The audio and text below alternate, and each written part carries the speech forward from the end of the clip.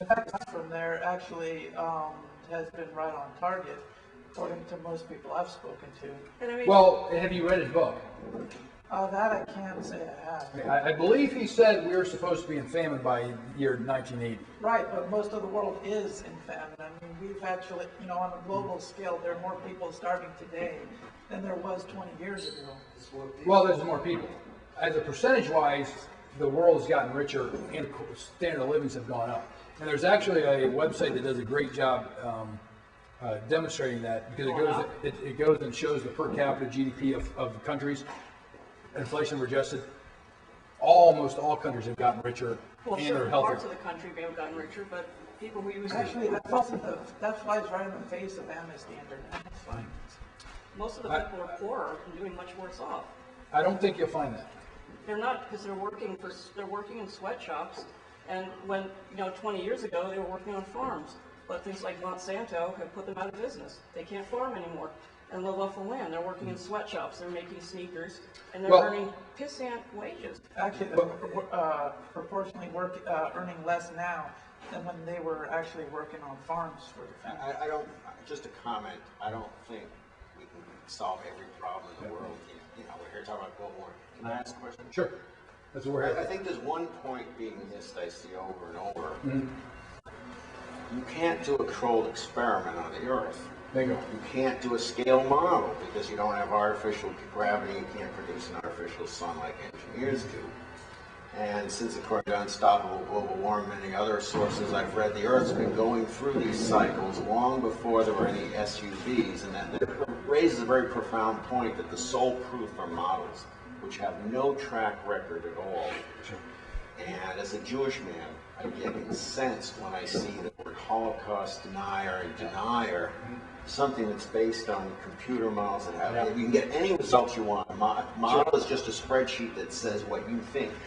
Now, I do have a lot of experience with multivariable modeling, and that's why what got me so fascinated is because I know tricks that you can play to make the stories up. But you hit it right on the head. If there was, because there's no empirical evidence for it, because if this was, if they had a good case, you would be running in every single classroom in the world a simple experiment.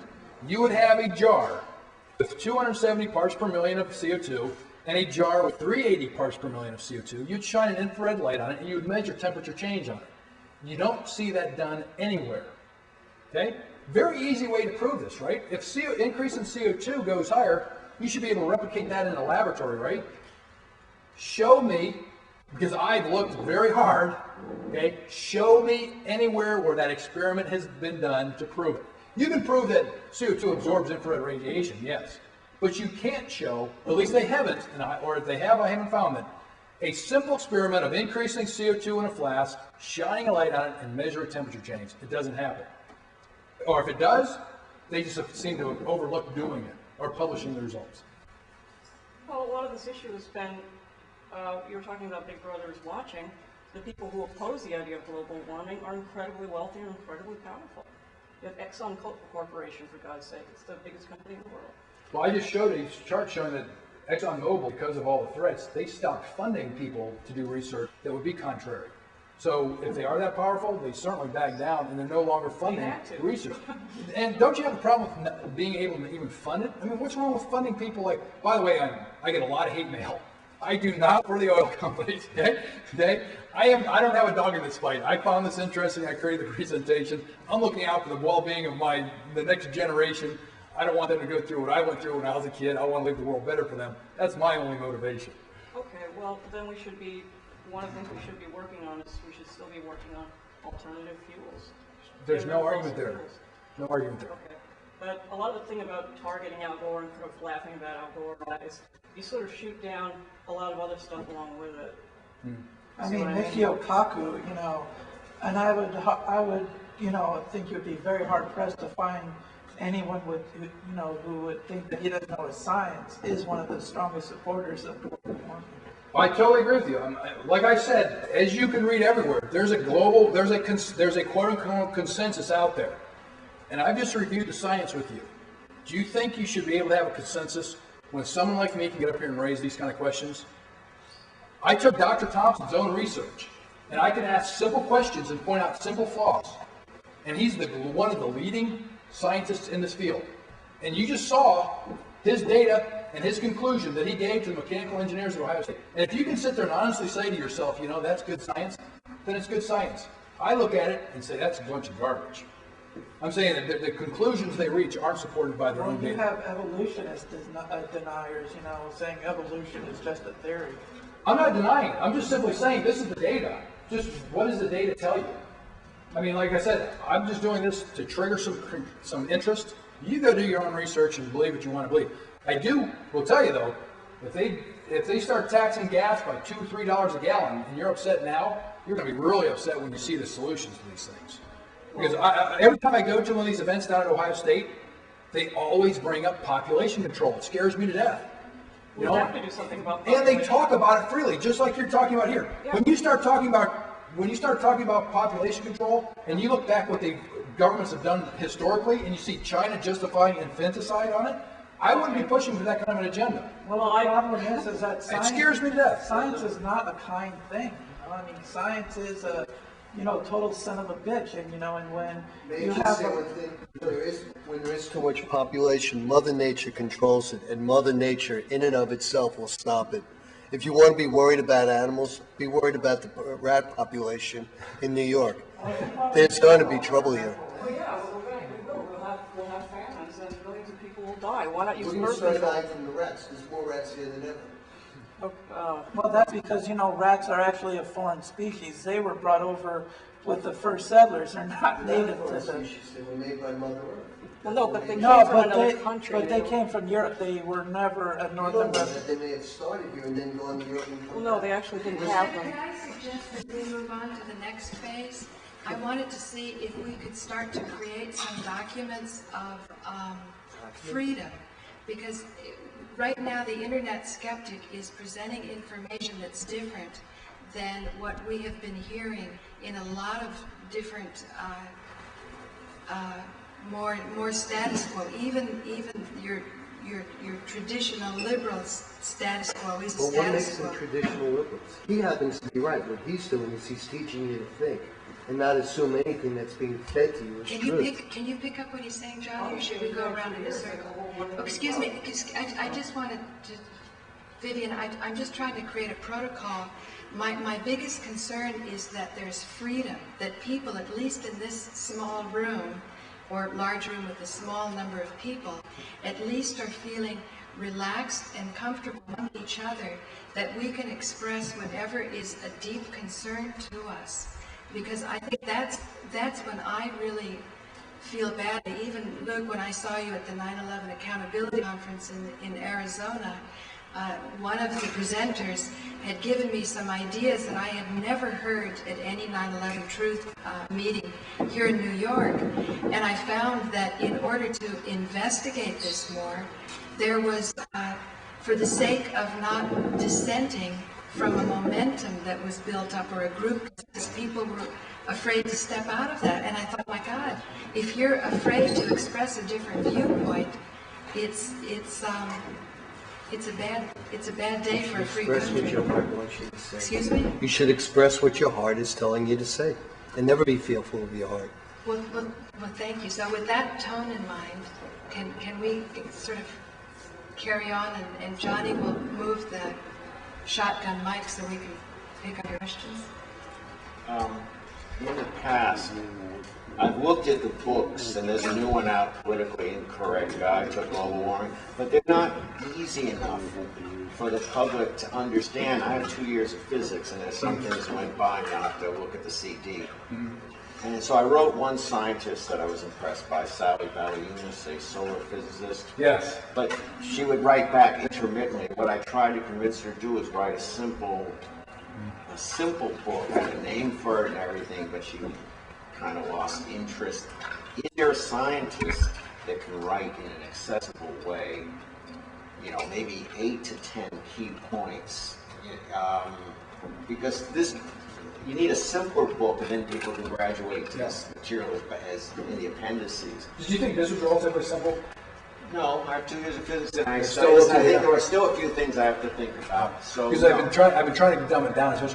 Now, when I do this, I float the ideas by some of the major skeptics out there. Like, has anyone seen the Great Global Warming Swindle?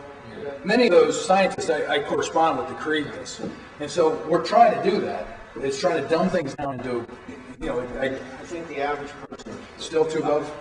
A couple of years ago, I saw newscasters say that Chicago, New York's crime was below Chicago's, like one murder left. And she'd have the faintest idea that it's a city that's almost three times as big. She couldn't even understand the concept of unit. And about 30% of the population is illiterate. So it has to be 3 levels down. That's an intermediate book for guys. That's an intermediate, so I got to go down more. I'm glad you're making some great. I just came from this. I went to an event yesterday at Ohio State, and it was about what to do when the media calls. And they were giving a presentation. The media department of Ohio State was giving a presentation to talk to the professors to say, when the media calls you, this is how you deal with them. So they had all these people here to tell you what they want, what they like. And the research communications director from Ohio State, they got up there and they're talking about the accuracy of the reports. And he pointed out that when you interview an Ohio State professor and quote him, they found that they're only quoted accurately, or the data is represented accurately 70% of the time. Okay? So literally, 70, I mean, that's a D average. Okay? When you're reading a reporter's report, according to the experts at Ohio State who track this stuff, they only you can tell them directly what you're trying to say, and they're going to accurately reproduce what you say 70% of the time. Yeah. In the 70s, in the national security memos that Henry Kissinger wrote, he stated that population control is more important than a nuclear war with Russia. Also, Prince Philip also stated that if he died, he wishes to come back as a virus and to kill 95% of the population. And you see these elite talking about population control and eugenics. Do you think they're using global warming as a way to get that? That's China's already doing it. China's already doing it, but you see many elites, Rockefeller and Rothschild, supporting eugenics and population control movements. All I can say, and this is why one of the things I try to make sure I mention in every single event, all I do is I encourage you to go to these events and listen to the discussion. When they talk about population control, it is well accepted, and they discuss it like, well, how are we going to do it? And that's what I'm sitting there thinking, I'm literally sitting there listening to this stuff, and I had to bite my tongue and I have to leave because I'm afraid I'm going to say something that's going to make sure I get never invited back. But it's just... I'll say it for you. No, it's like you're in Nazi Germany. I'm sitting there thinking, I'm looking around and going, this is it started in the American Natural History Museum, the eugenics movement. Yeah. It was actually taken in California and mostly practiced. There were more people run through without due court process that were lobotomized and sterilized in California, so that when the puppet Hitler was picked up, he actually looked to this country, and California in particular, for models. And they also looked to the slaughterhouse, which is what Henry Ford was inspired by to start his industrialization of the automobile. We always think the assembly line started with the automobile. It started with the slaughterhouse. So the history is right here in this city. And my concern are non-lethal weapons. Non-lethal weapons means mind control. Convince a population of something so that it helps your agenda. And if people are discouraged, are depressed, they're ashamed or guilty that they're enjoying more resources than the other, and that there are too many others, and oh my golly, I'm the one that gets to be alive and the other one shouldn't be alive. That is going down the line of the eugenics movement, and the history has been denied to us because it's very embarrassing for a lot of institutions today. And a lot of I think it was it had Jewish in the name, that was supporting Hitler in this country. Yes. This is a big embarrassment. So, sir, what was your name again? You told me in the email about being a Jewish man and the Holocaust. No, I didn't understand the email, and I still don't understand. People who question global warming are compared to Holocaust deniers, when the evidence for global warming is solely based on worthless computer models where you get any answer. I wasn't getting into you. I think that not only should the Holocaust not be denied, the source of how it came about should be profoundly studied and understood. And It's called light and third. Look what they did with Darwin's theory. They ran around with it. They decided, oh, okay, here's proof. This is scientific proof, and now we're superior to you, and we're going to control you. And one question I have for everyone I talk to, you got the first world and third world. Where's the second world? And why are they the third world? Because they reject the banks and our industrial society that says, you do this or you're no good. The entire thing is insane. what's the answer then? I don't know. No, they weren't the second world. They were the communist world.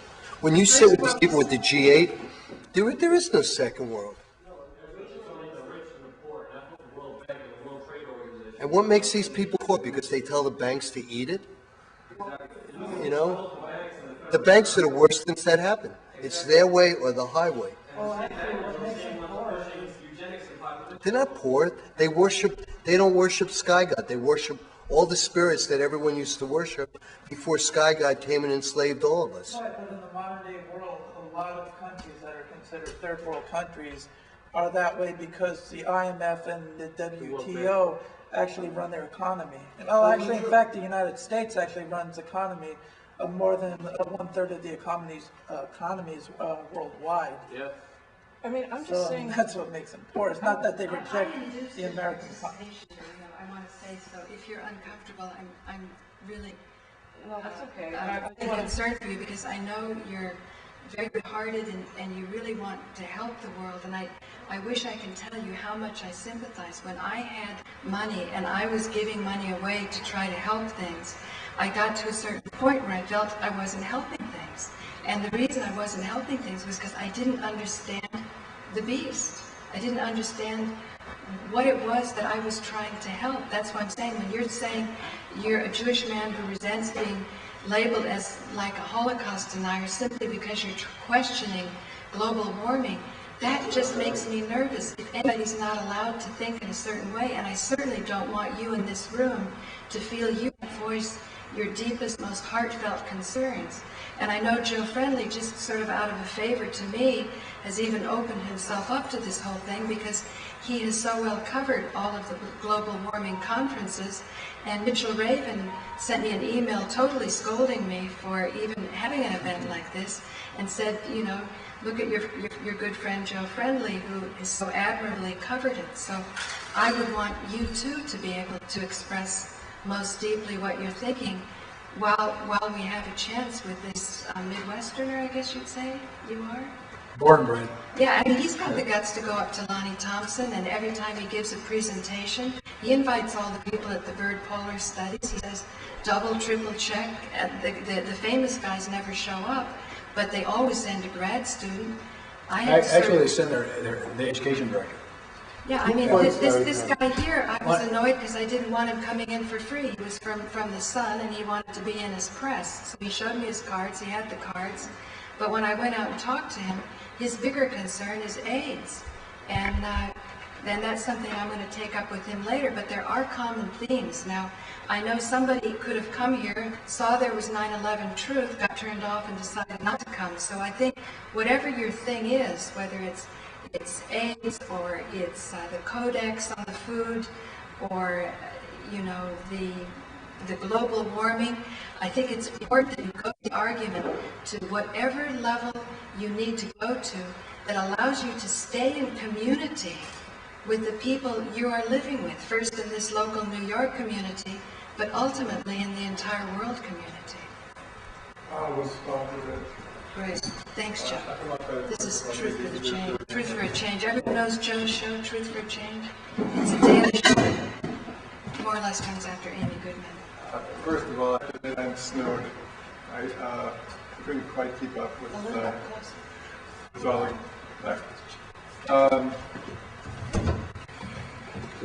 basically, I have two questions. The amount of fossil fuel that humankind has used in the last 100 years, it seems to me so dramatic that we blew about 100 million years worth of accumulated fossil solar energy Do you agree that that did something? Well, we produce about 6 gigatons a year, and as that one chart shows you, it's pretty much a drop in the bucket. Also, that's why the global warming potential working at lifetime is so important. If you claim that man produces CO2 and it doesn't get pulled out, and you say it's going to stay there for 200 years, that's a huge problem. But the problem is the IPCC itself says their own estimates are between 5 and 200 years. And I showed data showing that it's much shorter. So while we may take that CO2 and put it out there, which by the way, at one time was what I said when I put down there. The other thing is, look at what goes on in a forest. All that new forest, those are carbon sinks. So we produced a lot of carbon sinks in our forest. And so when you see a forest fire burn, when you see like 6 million acres of Yellowstone burn, that's a lot of CO2 being thrown up in the atmosphere. But if you look at those charts of CO2, you don't see spikes. It's a natural, gradual change. So Mother Nature absorbs, handles additional CO2 very easily. Otherwise, you'd see steps in the CO2 chart. You don't see that. You see a gradual increase. About the forest idea, when they are making their statements about the growth of the forest, are they talking about the number of trees or the number of leaves? Number of trees. And are they small trees? Well, that one chart that I show is Woodstock, and meaning the density. I have another chart that shows the forest. And so density is pretty good as an indicator, I think. Yeah, I mean, the acreage doesn't matter anything. I mean, if you have 1 tree per acre, who cares? If you have 11 trees per acre, that's a big deal. The Bitterroot forest, and I have another chart in another presentation that shows that the Bitterroot forest is 11 times more dense. Okay, so that means essentially you burn 1 acre, you're really burning 11 acres. And each time you send a tree up into the atmosphere, that's a couple SUD. That's a huge amount of CO2 being thrown up there. So once again, when you take a look at what man produces, it's a drop in the bucket. Especially when we've been preventing forest fires for over 100 years. Now, what is the consensus about solar energy output as opposed to our receiving the solar energy? You know, we measure how much solar energy we receive in minutes per day and stuff like that. So what is the consensus about the solar energy constancy? We have that chart. It's almost, I mean, that was that chart I showed you and I said, who would pick the correlation? We have the chart there that shows How do they measure that? The sunspots. And now that's the problem. Is sunspots the issue for the solar output? I didn't think that the sunspots are the key indicator of the solar output. And you say you think it is? Well, isn't it also having to do with sunspots, clouds from the cosmic rays have to do the cosmic rays have to do the things. That's another, but that's once again comes from the sun. Yes. When they're creating these historical records, okay, they're going back and they're using a proxy one way or another. You can either use coral rings, tree rings, ice cores to get temperature, or sunspots from the sun. So when they look back, the only data they really have are different isotopes being collected in the atmosphere, or natural spores of it, or sunspots, and that's how they put it together. So there's isotopes and sunspots to measure the sun output. Well, the problem I have with the core, ice cores, is that you're measuring on the surface of the Earth, and therefore you already have whatever phenomenon atmospheric could be interfering. There could be a cyclical variant to affect the core evidence, as opposed to if you could be out in space measuring the solar output directly. Sure.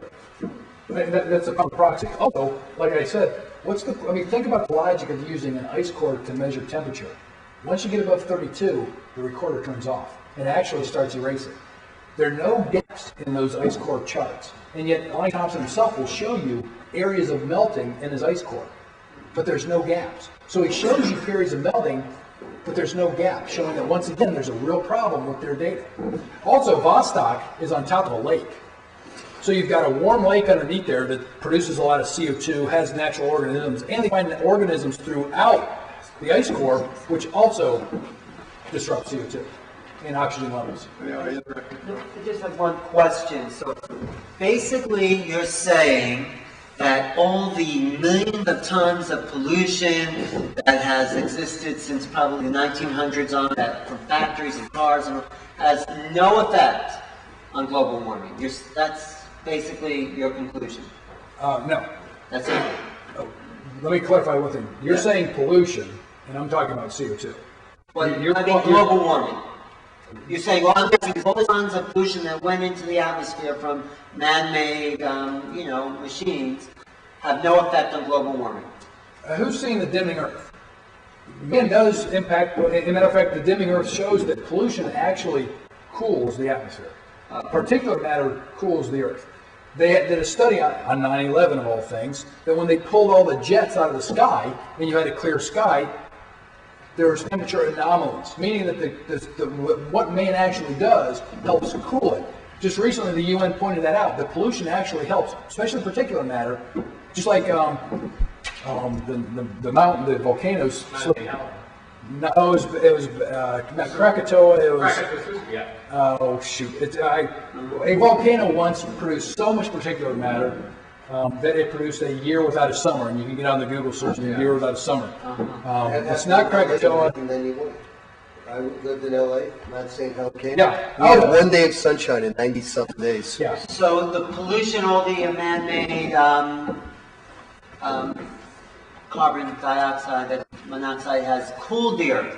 Particulate matter, let me be real clear on this one. Particulate matter in contrails have been demonstrated to cool the Earth. CO2, which is a natural airborne fertilizer plant food, I would say is controlled by Mother Nature, not man. And because bottom line is, it's all controlled by Henry's law and the absorption of the oceans. The oceans are like the hemoglobin of the Earth. So without the pollution, the Earth would even be hotter, is what you're saying. Without particulate matter, yeah. Without, how much hotter do you think it would be without all? No guess. I know the UN has done a study on that, and they've shown it. And there is a show that you can watch called The Dimming Earth, and it covers that kind of data. The main point I can point out there, I don't know what really in detail, is that particulate matter has been shown to cool the Earth, and that contrails have also been demonstrated to cool the Earth. CO2, from what I've shown here, is not a pollution. It's a organic compound. It's the foundation of life. 2, it has a very narrow IR spectrum. And 3, I would say, as the Arctic demonstrates, CO2 absorbs very little CO2. And the 5% that we produce is minuscule. So if there is any warming due to CO2, remember, we're only responsible for 5% of that. So what happened after 9/11 when all the jets were grounded? When they grounded jets, it gave very clear skies because the clouds are very high altitude clouds. Right. And they reflect the light coming in from the atmosphere. They found that they got temperature anomalies on the positive side, meaning warmed during the periods where there were no jets in the sky. So it was a warming period. We cut out the jets. Cut the jets out, they're warm. The jets, the contrails are keeping the... Yes. Yeah. Also, remember, you're given 2 options. Wouldn't you rather have global warming? Ice ages are pretty rough. Look at what happened during the Little Ice Age. Our revolution occurred, the French Revolution occurred, our revolution occurred. People, all those famines in Europe. You're talking about, well, she left. You're talking about famines. Take a look at what happens during an ice age. How can we look up the science of the solar radiation seems to be the key factor that It's all over the internet. I would get a hold of a disc, just use one of the quotes that I have because those are actual quotes, and just do a Google search on it. The research name is listed on that one chart. They're Canadian researchers. Just do a Google search. It's all over the place. Yeah. Just solar radiation temperature. Just do anything like that, and it'll pop up all over the place. The one chart I showed goes back to 1750, I believe. Well, that was ice core. That was ice core having to do with CO2 temperature. They don't measure the sun's output with ice cores. That's a good point, though, because I believe they can, because a certain isotope is produced during high solar outputs. And I bet they could probably track that also if they want to.